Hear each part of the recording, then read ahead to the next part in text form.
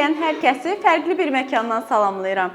Gündəlik süfrəmizin ayrılmaz hissəsi olan süd və süd məhsulları sağlamlıq, güc, təbiiliyin rəmzi hesab olunur. Uşaqlıqdan tanıdığımız bu ağ nemət bədənimizi vacib qida maddələri ilə təmin eləyir və sağlam qidalanmada mühüm rol oynayır. Siz heç düşünmüsünüz, hər gün içdiyimiz bir stəkan süd süfrəmizə gələnə qədər hansı mərhələlərdən keçir?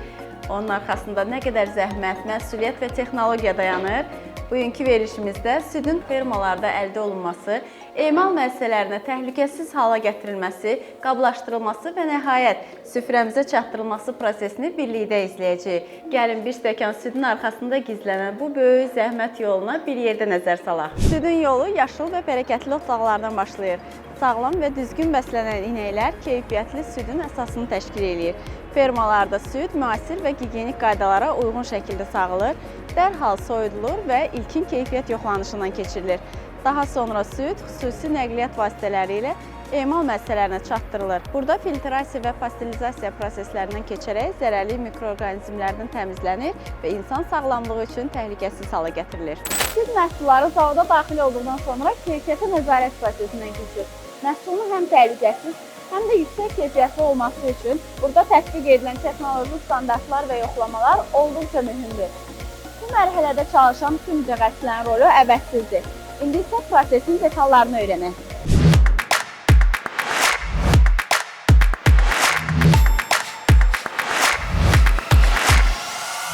Zavoda daxil olduqdan sonra tüm bu prosesləri izlədik. Təbii ki, bu prosesi gəzib, izləmək uzun bir vaxt tələb edir. Amma bir günümüzə sığdıracaq qədər məlumatlandıq. Bütün bu proseslər çox maraqlıdır. Bir kənardan müşahidəçi kimi, amma ən əsası bizə lazım olan məlumatlar təbii ki, sizdədir. Süd sizin zavoda daxil olarsa, hansı proseslərdən keçir? Süd fermalardan bizim zavoda daxil olarkən ilkin olaraq tankerlərin üzərində blomlar olur. Nəzarət buraxılış məntəqələrində həmin blomların nömrələri ilə sənəd nömrələr eyniləşdirilir.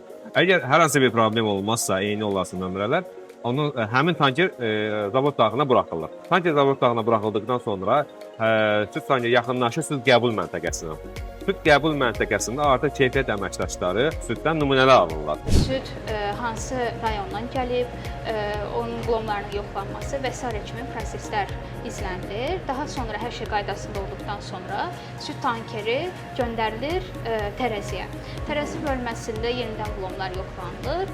Daha sonra südün volümu ölçülür və hər şey qaydasında olduqdan sonra süd operatorlarına məlumat verilir. Süd operatorlara məlumat verildikdən sonra isə laboratoriyaya məlumat qəbul olunur. Məlumat qəbul olduqdan sonra bizim əməkdaşlarımız, mütəxəssislərimiz süd tankerlərinə yaxınlaşırlar və bu zaman ilk öncə südün blomlarına yoxlayırlar. Daha sonra mütləq şəkildə temperatur yoxlanmalıdır və bunların hər biri qaydasında olduqdan sonra süddən nümunə götürülür. Hansı ki, bu nümunə həm fiziki kimyəvi laboratoriya üçün, həm də mikrobioloji laboratoriya üçün nümunələrdir. Mikrobioloji yoxlamalarda isə antibiotik yoxlanılır, alfa-toksin yoxlanılır, salmonella bakteri, E. coli və digər patogen bakteriyalar yoxlanılır. Belə deyək, ilkin olaraq bütün bakteriyalar yoxlanılır, Bəli. ondan sonra süd ötürülür növbəti etapa. Əgər südün dəyərləri, keyfiyyət dəyərləri standart daxilində olarsa, hər hansı bir kənarlaşma baş verməzsə, südün qəbul olunması laboratoriya tərəfindən təsdiq verilir. Əsasən südün temperaturu, yağlıq faizi, quru maddəsi və mikrobioloji analizlər olunur. Antibiotik qalıqlarını mütləq şəkildə biz yoxlayırıq. Yoxlanması da hansı ki, ciddi sağlamlıq problemləri yarada bilər. Bütün bu proseslər hamısı standartlara uyğundursa, istehsalata yönləndiririk. Və sistemdə gördükdən sonra artıq onu çiğ süd tanklarına qəbul olunur. Çiğ süd tanklarına qəbul olunduqdan sonra emal prosesi artıq başlayır. Artıq süd başlayır pastörizasiya olunmağa, homogenizasiya olunmağa və separator vasitəsilə südün yağı təyin olunur və yaxud da yağ kreması ayrılır, krema tanklarına göndərilir.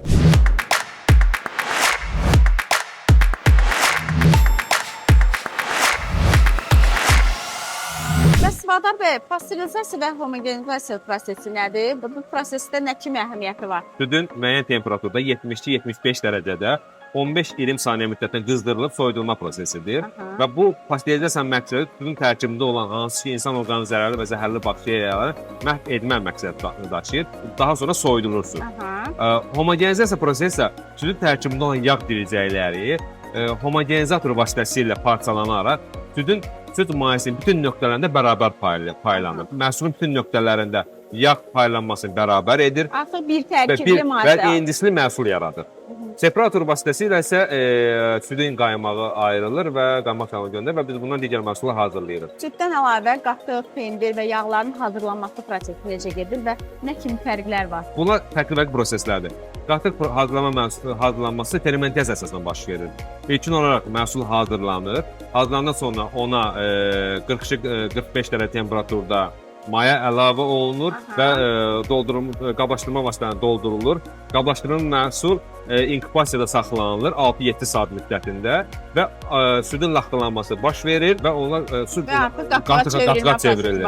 Pendir isə tamam fərqli prosesdir. Pendir birbaşa laxtalanma əsasında hazırlanır. Zərdab həmin süddən ayrılır və yığılmış süd məhsulları toplanmış kütlə müəyyən presləmə vasitəsilə pendir məhsulları hazırlanır.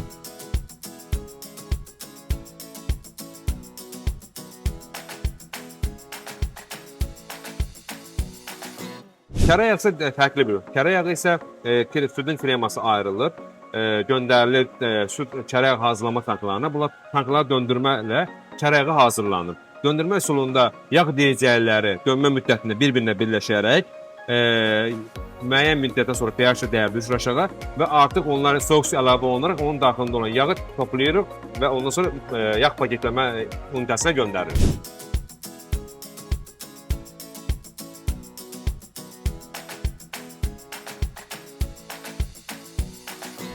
Emal zamanı əlavə maddə və konservantlardan necə istifadə olunur? Məhsul hazırlanır amma konservantlardan və qatlardan istifadə olunur. Amma bəzən stabilizatorlardan istifadə olunur. Çünki bunlar da standartlara uyğun olaraq qidada istifadə edilməsi icazə verilən stabilizatorlardır. Və bunlar da ona görə istifadə olunur ki, hazır məhsulun bir növ quru maddəsini qaldırmaq üçün, qurçukasını qaldırmaq üçün, biraz teksturasına yön vermək üçün müəyyən miqdarda istifadə olunur.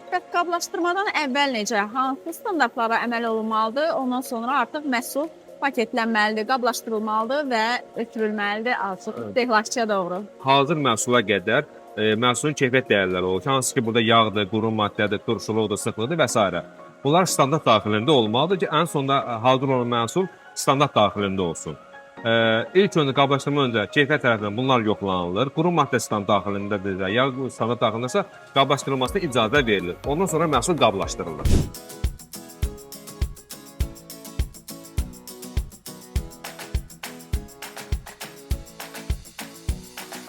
Və nəhayət gəldik istehlakçıya. İstehlakçı bu məhsulu əldə edərkən nələrə diqqət etməlidir? İstehlakçı ilk öncə məhsulun bütövlüyünə diqqət etməlidir. Məhsul hər hansı bir fiziki təsirlərə məruz qalmamalıdır. Daha sonra istehsal tarixinə diqqət etməlidir və son istifadə tarixinə diqqət etməlidir.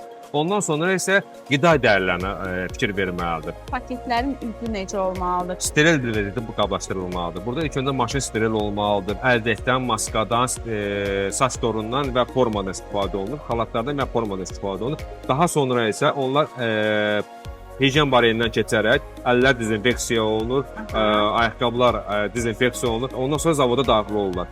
Südün zavoda daxil olmasından satış məntəqəsinə təhvil verilənə qədər keçdiyi proses nə qədər müddət əhatə edir? Hər bir məhsulun hazırlanma müddəti və fermentasiya müddəti var. Eyni zamanda laboratoriyanın təsdiq müddəti var. Mən sizə bunu qeyd edirəm. Təhsil laboratoriyanın təsdiq müddəti 3 gün çəkir ki, 3 gün müddətində məhsulun fiziki, kimyəvi və mikrobioloji nəticələri məlum olduqdan sonra laboratoriya ona minimum ondan sonra təsdiq verə bilər. Amma bu məhsula görə dəyişir. İstehlakçının marketə yaxınlaşıb məhsul alması çox sadə prosesdir, amma bu prosesin arxasında böyük bir əmək sərf olunub. O məhsulun istehsal olunub, istehlakçıya çatdırılana qədər keçdiyi bir mərhələni biz canlı şahidi olduq ki, həm çox maraqlıdır, həm çox qəlizdir, eyni zamanda çox məsuliyyətli bir prosesdir ki, siz bunları həyata keçirirsiniz. Bu işdə sizə uğurlar arzulayırıq. Təşəkkür ederim. Çox sağ olun.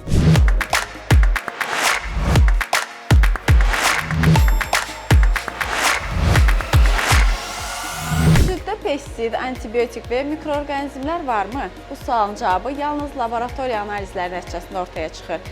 Südün istehlakçıya təhlükəsiz şəkildə çatması üçün burada həyata keçirilən yoxlamalar olduqca həssas və dəqiqlik ilə aparılır. Laborator mütəxəssis yoxlamaların necə və hansı üsullarla aparıldığını bizə izah edəcək. Nigar xanım, laboratoriyaya daxil olan süd məhsullarında antibiotik qalıqları hansı üsullarla aşkarlanır və insan sağlamlığı üçün nə kimi zərərləri var? Bir sıra heyvan xəstəliklərinin müalicəsində tetraskilin, penisilin və digər aminoglisid qruplarına aid olan kompleks sintetik antibiotiklər kimi antimikrob preparatlardan istifadə olunur. Verilən preparatın heyvan orqanizminə təbii yolla xaric olunma dövrü gözlənilmədikdə, preparatın müəyyən bir hissəsi süd və ət kimi heyvan mənşəli məhsulun bir hissəsinə keçir və bu da öz növbəsində insan orqanizmi üçün zərərli risklər yaradır. Tədricən insan orqanizmində antibiotiklərə qarşı müqavimət yaranır. Bu da bakteriya mənşəli xəstəliklərin müalicəsini çətinləşdirir. Hal-hazırda institutumuzun müvafiq laboratoriyasında beynəlxalq metodlara əsaslanaraq yüksək həssaslıq kütlə detektorlu maye xromatoqrafında bir çox antibiotik növləri müayinə edilir. Cihazın daha həssas olması çox aşağı səviyyələrdə olan antibiotik qalıqlarının miqdarını təyin etməyə imkan yaradır. Aşkarlanan antibiotik miqdar qalıqları müvafiq normativ texniki sənədlərə uyğun qiymətləndirilir. Ən çox aşkarlanan riskli mikroorqanizmlər hansılardır və onlara qarşı mübarizə necə gedir? Süd və süd məhsullarında ən çox rast gəlinən patogen mikroorqanizmlərə Salmonella, Listeria monocytogenes, Escherichia coli, Staphylococcus aureus və Campylobacter bakteri misal gətirmək olar. Həmin bu patogen mikroorqanizmlərin təyini üçün istifadə olunan üsullara mikrobioloji kultivasiya, molekulyar PCR metodu və immunoloji ELISA testini misal gətirmək olar. Bu üsullar süd və süd məhsullarında patogen mikroorqanizmlərin daha etibarlı və sürətli şəkildə təyin olunmasına və ölkədə qida təhlükəsizliyinin təmin olunmasına imkan verir. Və nəhayət son mərhələdə süd və süd məhsulları qablaşdırılır, saxlama qaydalarına uyğun şəkildə market və satış məntəqələrinə göndərilir.